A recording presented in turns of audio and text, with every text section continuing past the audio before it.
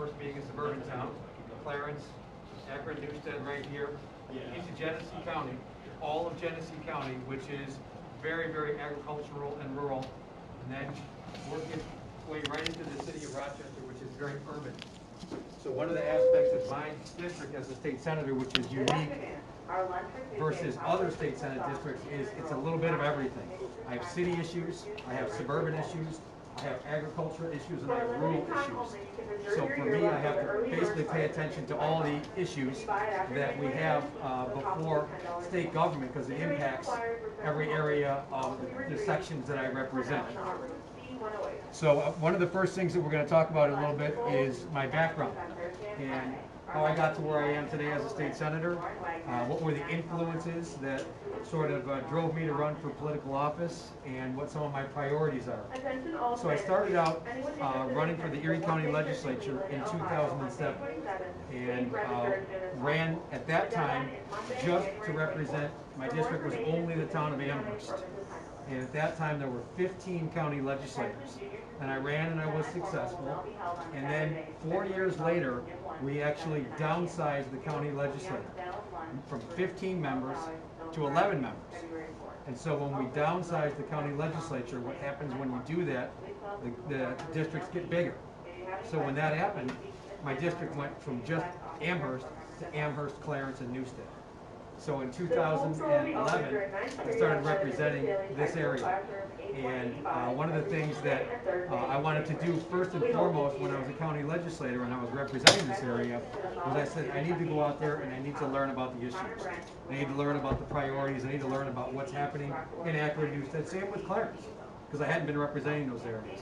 So I spent months and months talking with the school districts here in Akron and in Clarence, talking with parents, talking with business leaders, and literally coming to understand what their priorities were. And one of the things that was most important back then that everyone kept telling me about was fix our roads. Fix the crumbling infrastructure that right now, particularly in Akron and Clarence, was falling apart. So I made that a huge priority of mine.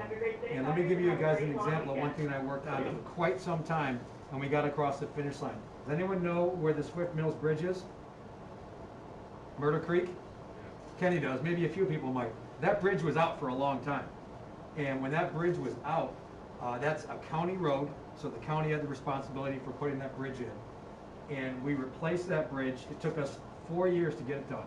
But that was a huge priority of mine, was to get that Swift Mills Bridge finalized and completed and safe for passage. Now you figure, you've seen the bridge. It's not a big bridge. How much do you suppose a bridge like that would cost?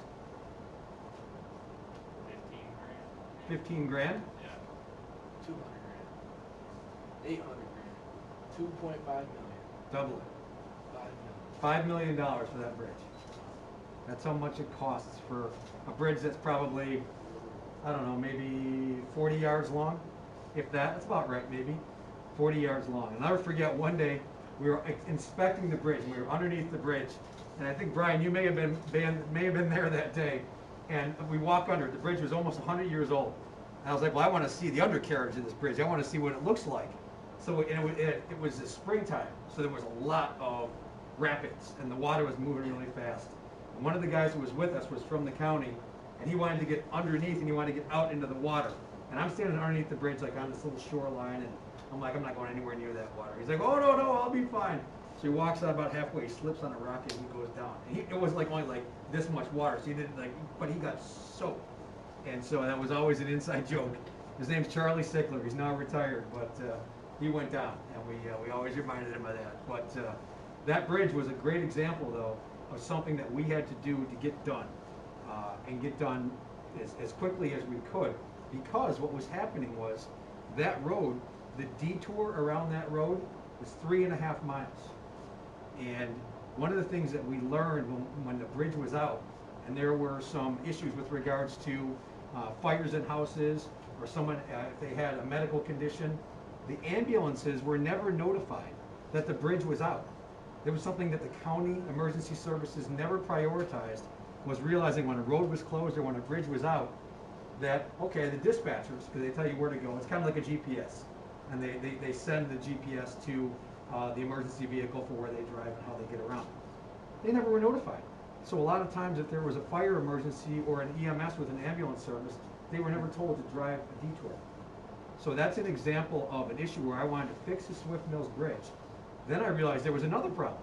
The other problem was they were never explaining the fact that roads were out and bridges were out. So then we wrote the legislation to make sure that the moment that a road or a bridge is out, our dispatchers are notified so that we make sure that minutes can mean lives, right? And if the dispatch or the delay costs minutes of driving around a detour, someone could lose their life. So very early on, right here in Akron Newstead, I was learning the challenges and the issues. And that's what happens in government. When you're involved in government, you start to learn that, okay, there's something here, there's something I can do, there's something I can advocate for, and I can help to make a difference on it. And I'll tell you, as a county legislator, my proudest piece of legislation that I did, has anyone ever heard of the Silver Alert? Anyone ever heard of an Amber Alert? All right, everyone nods their head with an Amber Alert. So an Amber Alert is an absolutely amazing piece of legislation that was done many years ago to find missing kids, right? Amber Alert, the media is notified, the community is notified, everyone, if there's a missing child, let's go to work, let's find the missing child as soon as possible. Well, I was contacted by a group called the Alzheimer's Association. And the Alzheimer's Association says we have a problem with missing seniors. A lot of times they have dementia, they're not sure what they're doing, and they go wandering either out of their houses or out of their senior centers. A lot of times it's in the winter time, and they go wandering and they're lost, and they actually wind up freezing to death before they're found. It's absolutely tragic.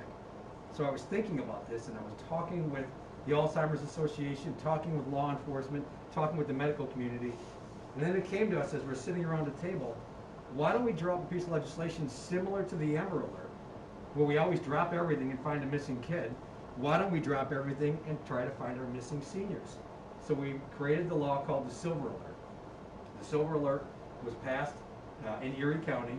It then was passed statewide, and then there are versions of it that other states have followed across the country, because we figured out there's a model of the Amber Alert to find our missing kids. So we just built the legislation around the Amber Alert model, and now we find our missing seniors as well. Funny thing about that though, so we called it the Silver Alert. Previous governor, not Governor Hochul, the previous governor, Andrew Cuomo, thought the Silver Alert was disrespectful, because he thought that it shouldn't be silver, it has to be something else. So he rechanged the name to the Golden Alert. So someone asked me one time, actually, kind of was someone in the press, they said, what do you think about the governor changing the name from the Silver Alert to the Golden Alert? I said, I could care less, so long as we help our seniors who are missing. But that is something now that you guys have heard about the Silver Alert, you'll understand it, because it's out there. We actually had a Silver Alert situation this past week in the city of Buffalo, where a woman left her home, and she had dementia, and she was found dead in the city of Buffalo. They weren't able to locate her. So that was one of my proudest achievements as a county legislator. And let's see, I'm figuring out my years now. In 2020, I decided to run for the New York State Senate. And the reason why I was running is there was a vacancy for the 64th Senate District. Previous senator was a guy by the name of Mike Ranzenhoff.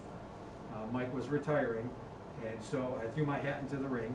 And this was sort of the start of COVID, if you will, 2020. And we ran for office, and we were successful. So I went from representing Amherst, Clarence, Akron, Newstead, to now all the way over to the city of Rochester. And all of the diverse needs and the diverse individuals that I represent. Now I want to ask you guys a question. You guys had a chance to, you all see the maps here? Who can take a guess as to how many people I represent in my district? Someone just throw out a number. 600,000. 600,000. You know what? Exactly half that. So that's a good guess, but 600,000 is about what your congressman is. Congressman is between 600 and 700,000 in that number, but we are about 300,000. So that's the diverse array of people that I represent, again, from the city of Rochester all the way to the city of Buffalo line, if you will, in Amherst. Now, there's a number of committees that I sit on, and I want to talk to you a little bit about some of the committees that I sit on. And the first committee that I sit on is called the Local Governments Committee. And this was a great fit for me to be working on this local governments committee because I came from local government. I came from the county legislature, and I was working very closely with the town of Newstead, the village of Akron, the town of Clarence, the town of Amherst, the village of Williamsville. So in the local governments committee, whenever there are concerns, or whenever there is approvals, or whenever there's legislation that has to be done at the state level to help out our towns and our villages, it comes from the local governments committee. And there's a number of things that we do that heavily impact our local governments.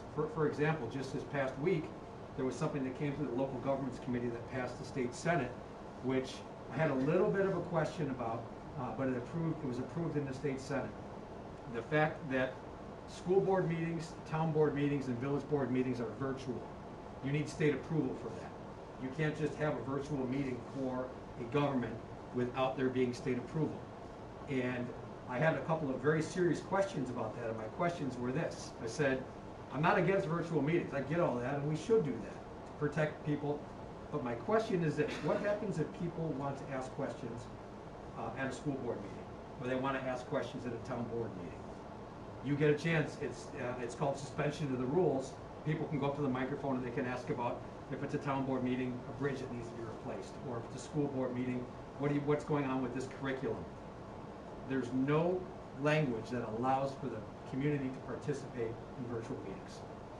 And I thought that was wrong, because I think if people want to voice their opinion, they should be given that opportunity to voice their opinion at a town board meeting, or at a school board meeting, or a village board meeting. So I said something to the sponsor.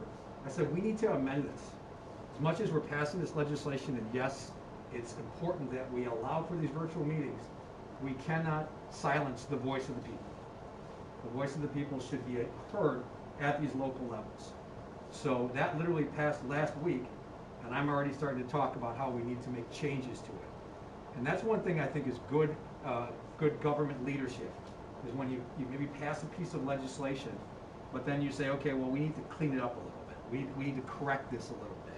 So we can amend it, and if we amend it, then I think it will allow for the public participation in those meetings. So local governments, I'm absolutely honored to be on that committee. And I'm in the minority, so that means that there's a majority conference and there's a minority conference. Right now, the majority conference in the state senate is Democrats. The minority conference is Republicans. So I am what's called the ranker. So that means I'm the highest ranked member on the committee who isn't in the majority. So of the minority, I'm the ranking minority member. The other committee that I'm on is elections law. And there's been a lot of changes to the elections over the past couple of years. And there's been a lot of debate that we have had with regards to issues on the elections committee. For example, one of the things that they're working on is voter registration on the same day of the election day. So that if you wanted to go and vote and you were 18 but you hadn't registered, so you walk into the voting booth on the same day of the election and you register and you vote. It's really hard to administer, because if you have tons of people who are coming in trying to register on the same day as you're voting, it's very hard for our counties who manage our elections to manage that huge influx of people on the day that the election is happening. They have other things they're doing on election day. So I said we have to talk to our counties who manage our elections to see if they can pull that off. They tried to push that through in a referendum this past November, and it failed, 55-45. People in the state of New York said, nope, we're not convinced yet that same-day voter registration is the best idea. So this is what we do with regards to elections: is we pass legislation. We literally budget a lot of money to our counties to administer our elections. So every time you hear about going to vote, that's run by Erie County. But the money and the rules, if you will, are set up by New York State. So there's several other committees that I sit on, and some of them are pretty exciting and very high-profile committees. And I thought I had a list of my committees in here, VP. Maybe not. I'll have to go by memory. So I'm on the Health Committee, which obviously the Health Committee is pretty important right now with regards to COVID. And we've been literally working very closely with the New York State Commissioner of Health on all the issues related to COVID. I'm on the Labor Committee, and I'll tell you about a piece of legislation that I proposed last year through the Labor Committee, and I'm also on the Budget and Revenue Committee, and lastly, the Cities Committee. This is interesting. There's two committees. There's the Cities Committee, which is for all the issues that affect New York City. Then there's the Cities 2 Committee. And what is that for?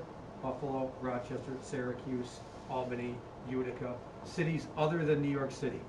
The reason why we created this second committee is because New York City was getting all the attention. Some would say Albany pretty much always gives it all of its attention to New York City. But the Cities 2 Committee is interesting. We traveled around the state, learned about what's going on in the various cities across New York State. So, with regards to the Labor Committee, this past year, I proposed a piece of legislation which I was very proud of. And this piece of legislation basically was a grant program for small businesses. And there was all kinds of federal stimulus money and state stimulus money that was helping out all sorts of groups, but nothing for small businesses.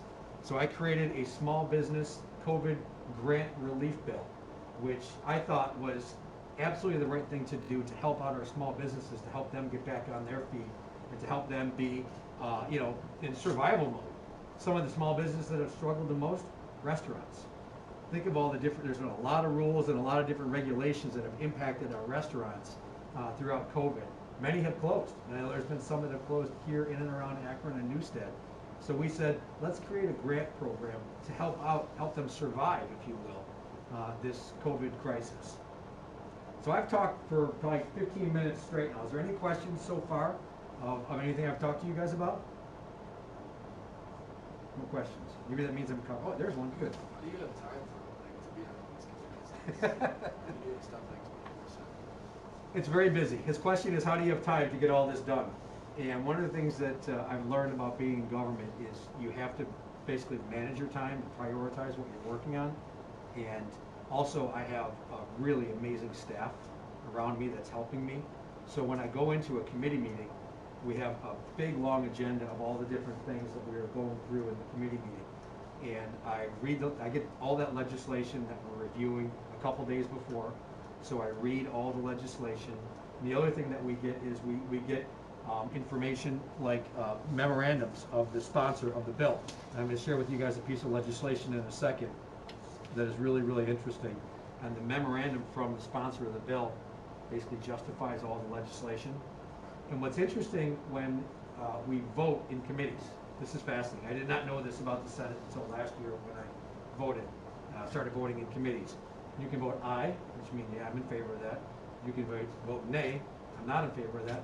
Or you can vote aye without recommendation. It's called AWR, aye without rec. It's really interesting. And what that means is I'll let this go through committee, but I still have questions I need to have answered. So I'm not recommending that we approve it in the Senate, but I'll let it pass the committee. That's basically what aye without rec is. And sometimes a lot of people will vote aye without rec and they'll do more research, or the issue isn't described all that well to them. So they need to have some more work before they can get the proper answer on it.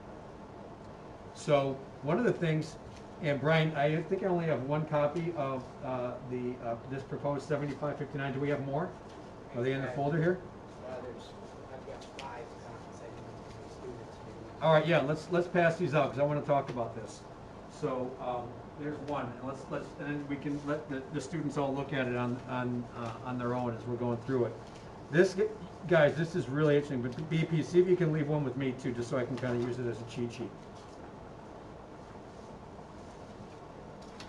So I'm going to hold it up so you all can see it.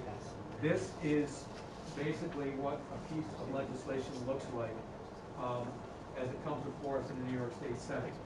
And the reason why I want to talk about this piece of legislation is because this came from someone, this idea came from someone who was 18 years old and she was a senior at Williamson South High School last year.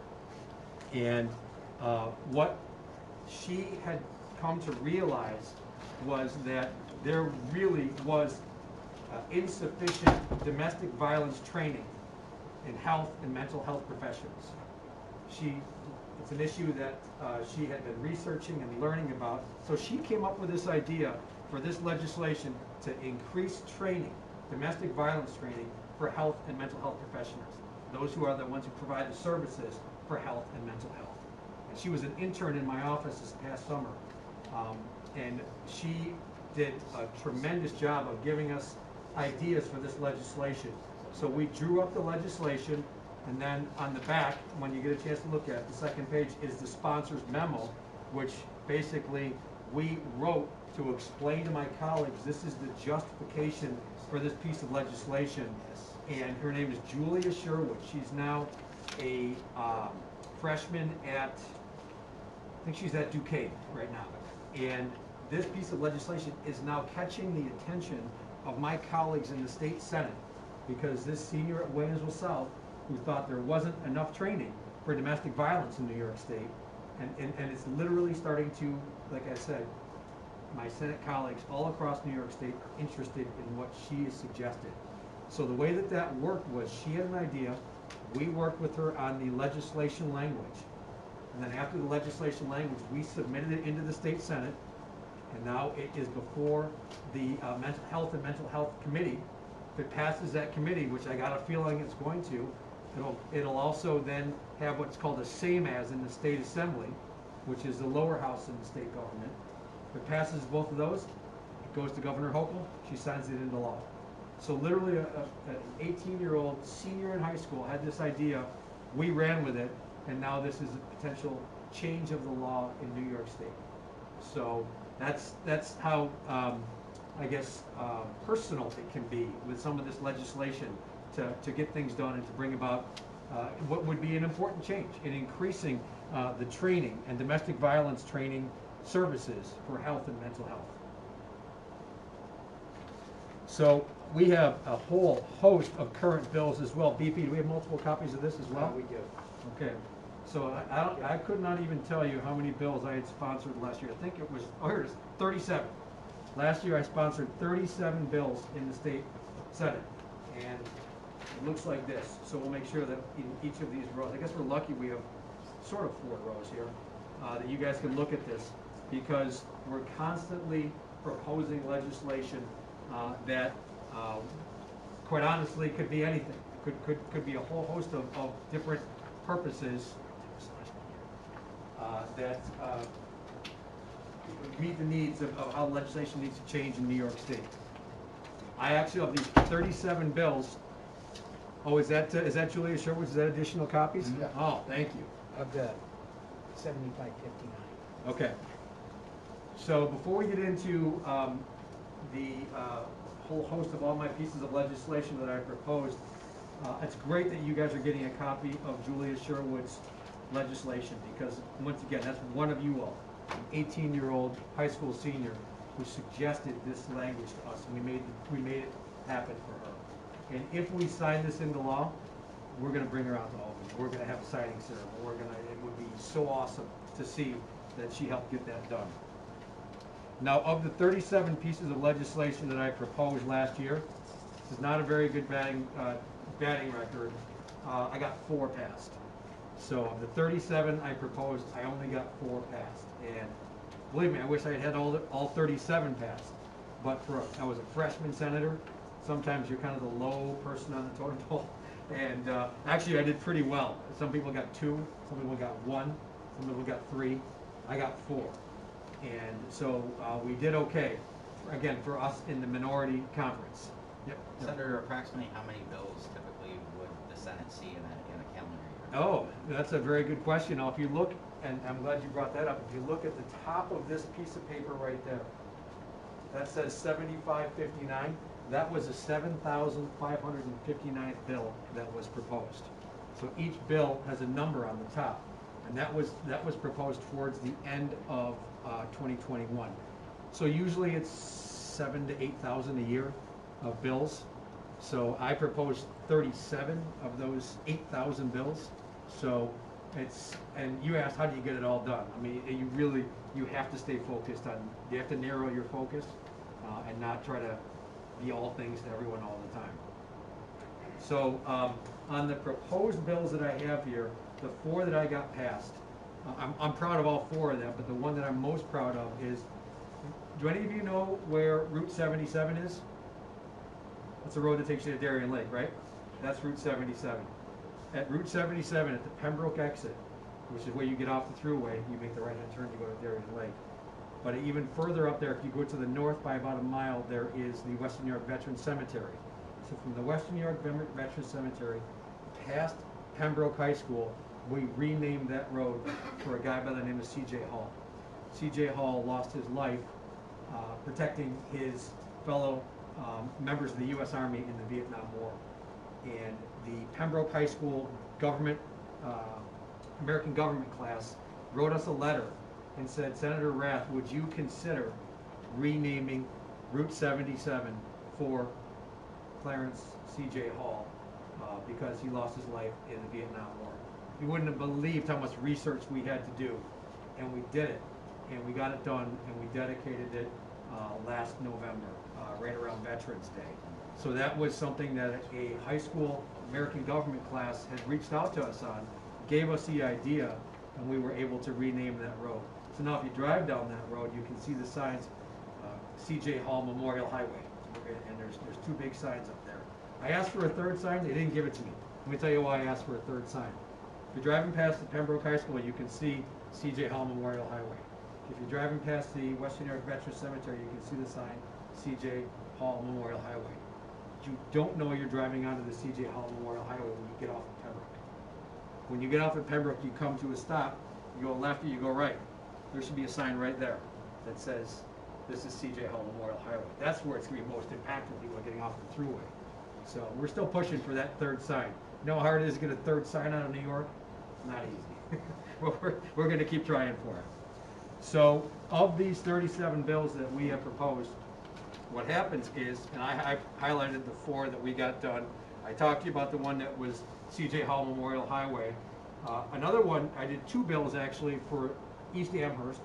Their fire company came to us and they said, we need some help on setting ourselves up to basically raise money for their own needs, for their own equipment needs, for their own, just the costs and the services that they provide at the fire company. So we set up for them what's called a Fire Department Benevolent Association. Requires a state law to do that.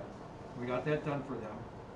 And the other thing we did for East Amherst, which is really interesting, is that if you are a fire company and you want to recruit from people outside of your district, so say here in Akron, you wanted to have, you wanted to recruit firemen or firewomen from Clarence, the Akron Fire Company, only 45% can be from outside of your area.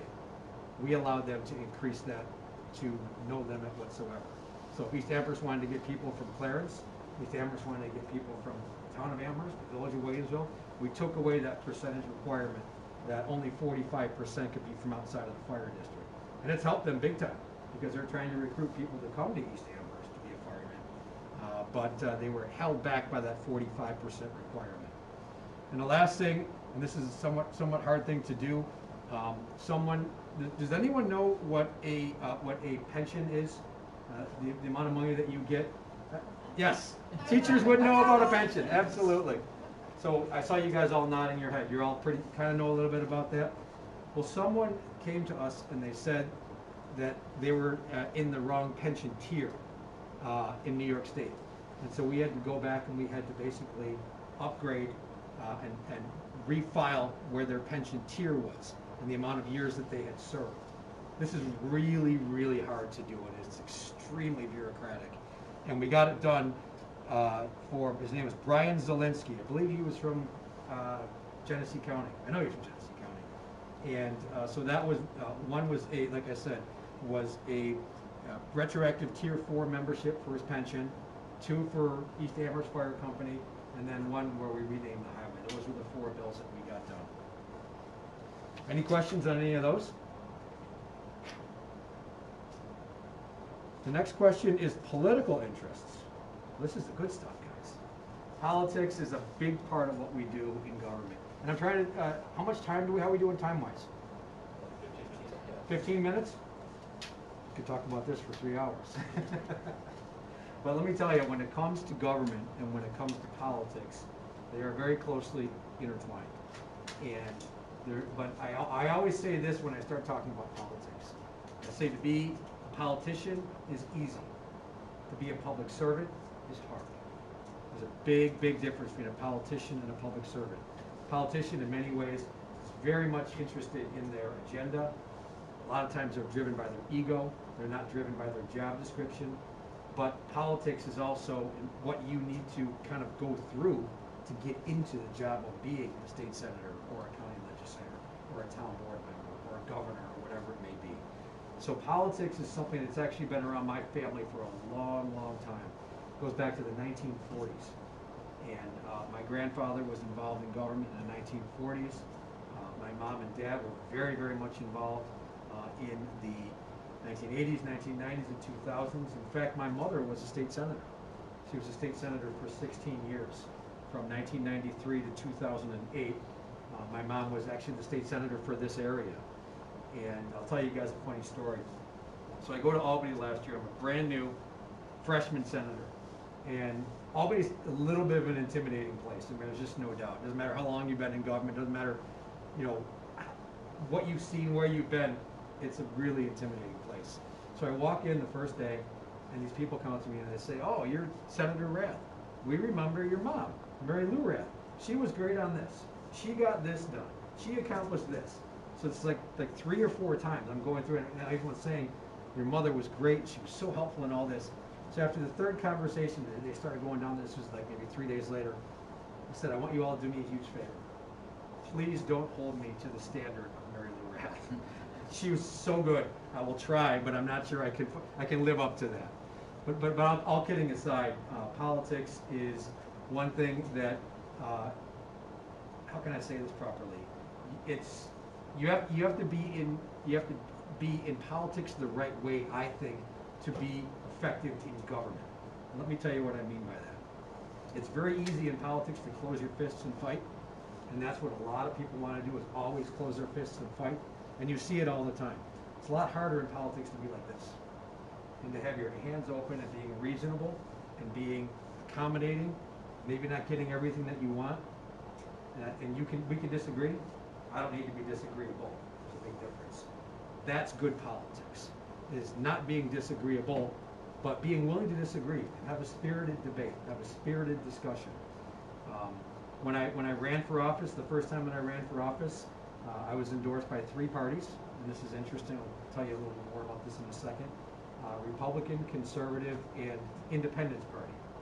Now, the Independence Party is interesting, and we're not going to get much into this, but you have to get a certain number of votes, either in a gubernatorial or a presidential election, to stay as a party in New York State. If you don't get enough votes, you're no longer a party in New York State.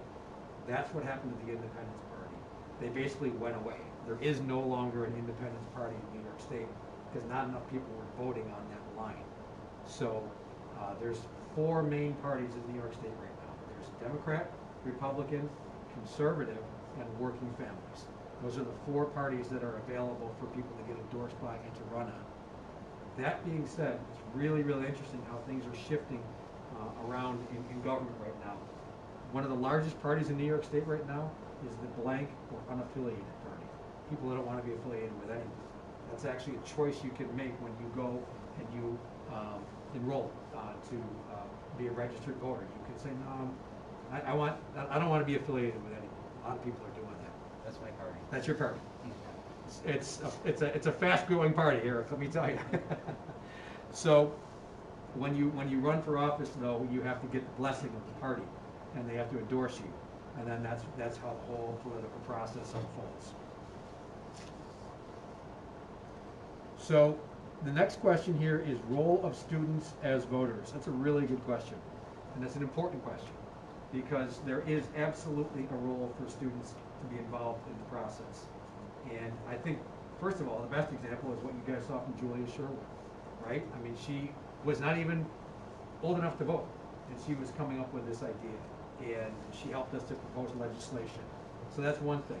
But also, one of the best ways in which you can learn about government and learn about politics is either interning in an office, and if any of you are ever interested, we have internship opportunities within our state senate office. You learn a lot, and you really get to see firsthand with the work that you do how we provide the services of being a state senate office. But then there's also opportunities to volunteer on campaigns. And a lot of people are interested in the political process.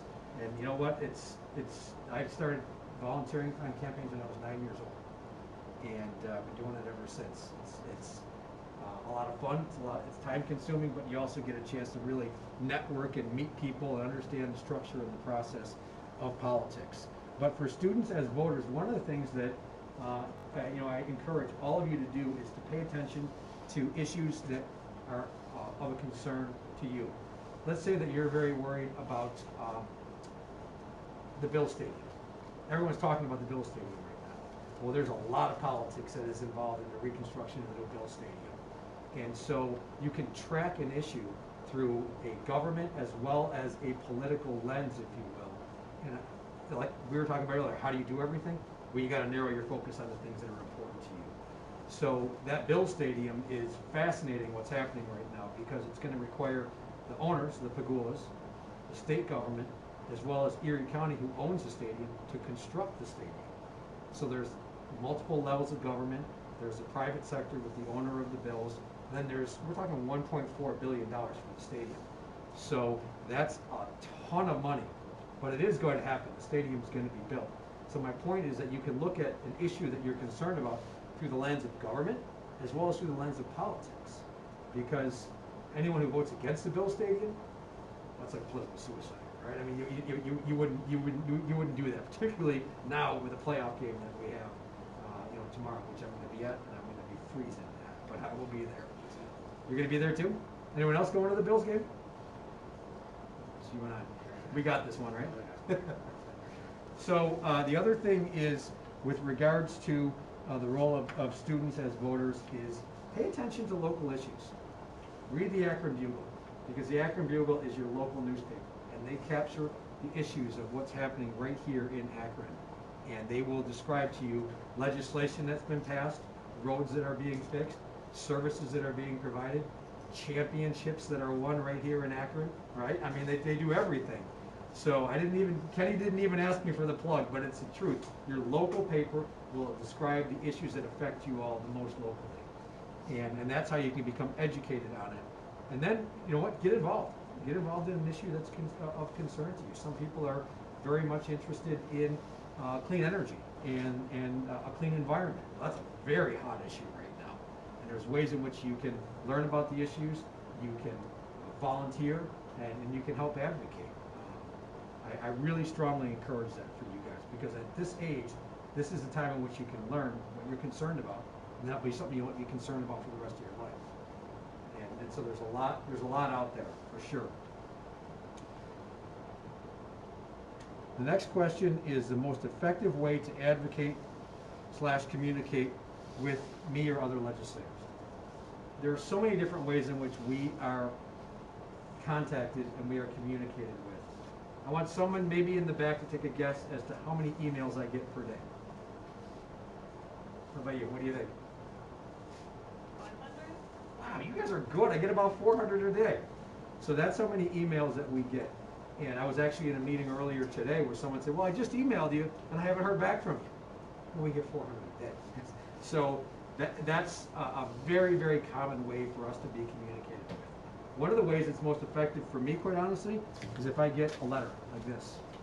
And my staff says, this letter came to us and this is an issue that is very, very important.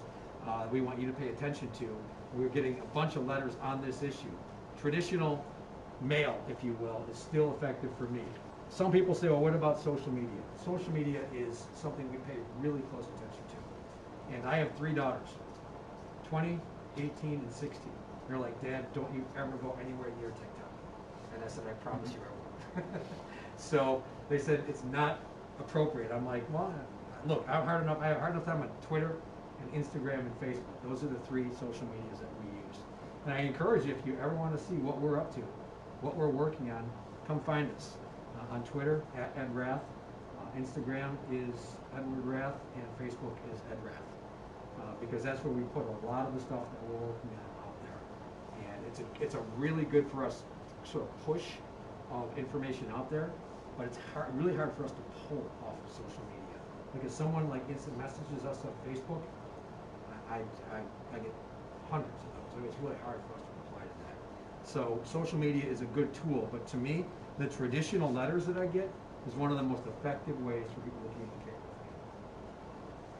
So we've gone through a lot. We've gone through my background, my committees, current bills. Oh, we didn't go through the rural teaching incentive, Senate Bill 5407. Was this something that you wanted to talk about? I just put it on there Okay. for, I know it's something you put out there, it just maybe a little bit about what the idea is behind it, because isn't it something to do with trying to encourage those that, for education, is that correct? Mm-hmm. If you're interested in being a teacher, going to school, becoming a teacher, and then finding a way to kind of either pay back or to return back to the communities to help get teachers to rural districts. You guys know that we have a hard time with substitutes, we have a hard time with some other things. It's the same way across New York State, so this is something that the senator has looked at and is trying to find means to get more teachers, because sometimes you may be discouraged. You could have somebody that's a teacher in the city of Buffalo, but they don't want to drive out to Akron because it's a rural community or it's too far away. So how can we get more teachers into our schools? This is a good way to go through and do something. That's exactly right. It's on my sponsored legislation here, 5407. And Eric, you did a great job describing that, because one of the real challenges that we have right now is having access to teachers for our rural and our agricultural communities. And it's, for me, if we can provide an incentive for people to come into our agricultural and our rural communities to be teachers, we're going to provide that. It's an extremely rewarding career, and it's one that makes a huge difference in our communities. And so that piece of legislation is designed for just how you described it. And it's one that, what happens is, now with this piece of legislation, I might get a call from one of my colleagues and says, Senator Rath, I'm interested in this rural teaching incentive piece of legislation. Tell me a little bit about it. So we sit down and we talk about it. And then he or she will say, you know, that sounds great, I'll co-sponsor it. And so that's how you start to get the ball rolling on some of these pieces of legislation. But that was something that if you look at that, that was 5407. So that was the 5,407th bill that was introduced last year. So, but I appreciate you bringing that up, and it was something that, because we heard from rural and agricultural school districts that there needed to be some support and some incentives and some encouragement for people that want to be teachers in school districts like Akron's. So thank you for bringing that up.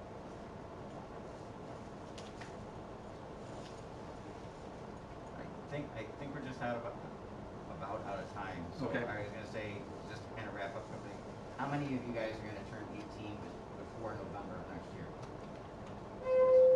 So that means all of you guys will be eligible to vote. So there's your first thing. And the other part of it too is, you talk about things like those legislations. If that's something you're interested in, or that's something you like to promote, like the student in Williamsville, that's where you make phone calls today. They have a local office, they have an Albany office, you send an email, they actually track your emails. So if you keep sending them emails, they're gonna get more and more feedback saying, hey, this is a hot topic, we need to address it. Plus, they'll see your name over and over and over, and that's the way to go through. To have this meeting with the senator was a correspondence of 19 different emails that went back and forth. We had Assemblyman Ed Rath, who also Mike Norris, who was here a couple weeks ago, and that was 21. So it's persistence, it's voice. You guys are gonna be the government. You've already gone to classes, to court, or you've gone to Village Hall. We just had an issue with the sewers, right? In the village of Akron. There was a busted water main, and we had to boil the water for 3 days. That's the village. So if you have a problem with that, or you want to see more action, go down to Village Hall every Monday night. They meet at 7 o'clock, and tell them, hey, what can we do about fixing our roads? What can we do about fixing our sewers, our water lines? Those are the things. If it's important to you, you need to be involved. And that's part of what this whole thing is. It's participation in government. But if you don't say anything, you don't vote, you don't let them know what you want done, they're going to do whatever somebody else is telling them to do.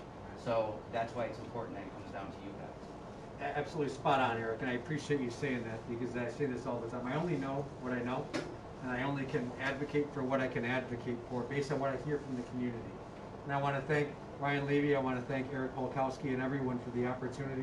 I say this to every single group of kids I've ever talked to. This is easy, but you'll never forget it. Be good, and do good. Thank you guys. It's great to be here. Appreciate it.